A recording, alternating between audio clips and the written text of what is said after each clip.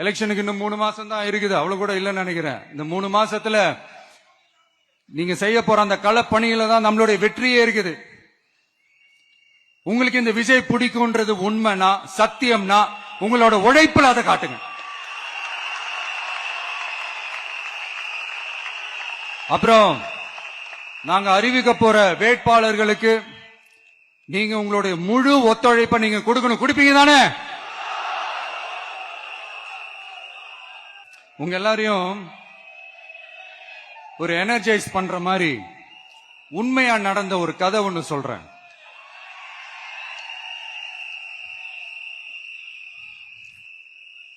சொந்த நாட்டையே ஒரு கூட்டம் அபகரிக்குது. சொந்த நாட்டிலேயே இருக்க முடியாத அளவுக்கு ஒரு நெருக்கடி ஏற்படுது. சோ வேற வழி இல்லாம அந்த நாட்டை விட்டே வெளியே போய் வேற ஒரு இடத்துக்கு போய் காடு மலை அப்படி இப்படின்னு சுத்தி மறைஞ்சு வாழ வேண்டிய ஒரு சூழ்நிலை ஏற்படுது. என்னடா இப்படியே ஓடிக்கிட்டு இருக்குமேன்னு சொல்லிட்டு தன்னோட நட்பு சக்திங்க கிட்ட பேசி ஒரு பெரும் படையை திரட்டிக்கிட்டு அதிரடியா ஒரு போரை நடத்தி அந்த நாட்டையே திருப்ப மீட்டு எடுத்தது யார் தெரியுமா? நம்ம கொள்கை தலைவர்களை ஒருத்தரான ராணி வேலு நாச்சியார் அவர்கள் தான். அவங்களுக்கு அந்த நட்பு சக்தியா கூட இருந்து உழைச்சது சின்ன மருது, பெரிய மருது, சையது, கார்கின்னு சொல்லிட்டு அந்த 3 பேரும் தான்.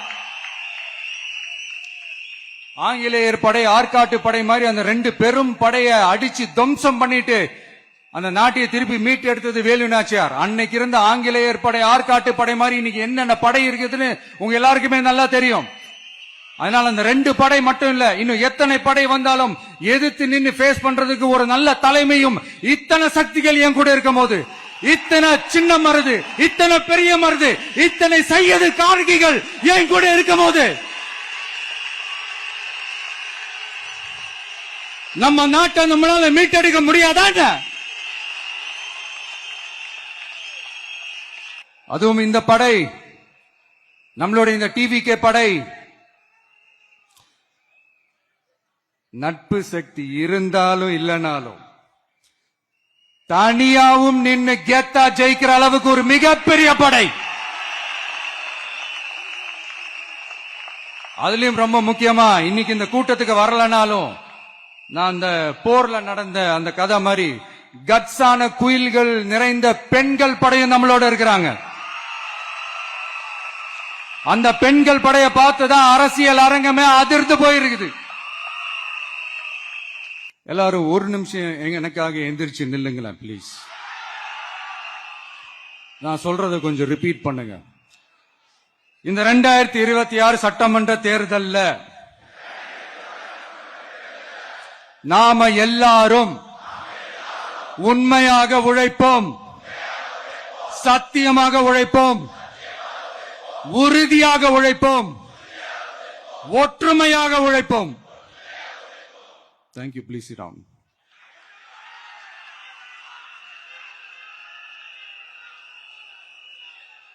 உங்களோட இந்த வார்த்தையை நான் மனப்பூர்வமா நம்புறேன். நான் ஏற்கனவே சொன்ன மாதிரி இந்த வரப்போற தேர்தல் இதுவரைக்கும் தமிழ்நாடு பார்த்திராத ஒரு வித்தியாசமான தேர்தல். நம்மளுடைய படை வரிசையும் அப்படிதான், ஒரு பவர் பேக்ட் போர்ஸ். இவ்வளவு நாள் இதை நாம மட்டும் தான் சொல்லிக்கிட்டு இருந்தோம். இப்ப கொஞ்சம் கொஞ்சமா அதை வெளியில சொல்ல ஆரம்பிக்கிறாங்க. என்னடா இந்த விஜய் கூட இருக்கிற போர்ஸை பார்த்தா சாதாரண போர்ஸ் மாதிரி தெரியல, மிலிட்டரியோட பெரிய போர்ஸா இருக்குது, வரப்போற எலெக்ஷனை கணிக்கவே முடியல, அப்படி இப்படின்னு சில குரல்கள்லாம் கேட்க ஆரம்பிக்குது. கணிக்கவே முடியலன்னு அவங்க வேணா சொல்லலாம், ஆனா மக்கள் ஆல்ரெடி கணிச்சு முடிச்சுட்டாங்க.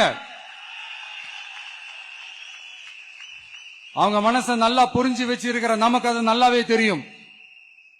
அதனால இந்த எலெக்ஷன் ரிசல்ட்டுக்கு அப்புறம் இந்த தீய சக்தி கிட்ட இருந்தோம், இந்த ஊழல்வாத அடிமை சக்தி கிட்ட இருந்தோம் தமிழ்நாட்டை மீட்டுட்டோம்னு உறுதியா அறிவிப்போம். அதுல என்ன மாற்று கருத்து கிடையாது. அதனால என் நெஞ்சில் குடியிருக்கும் தோழர்களே, தோழிகளே, உங்களோட நான் இருக்கேன், நம்மளோட நம்ம மக்கள் இருக்கிறாங்க. இதுக்கு மேல என்ன வேணும்? கான்பிடண்டா இருங்க, நல்லதே நடக்கும், வெற்றி நிச்சயம். மீண்டும் சந்திக்கும் வரை நன்றி, வணக்கம்.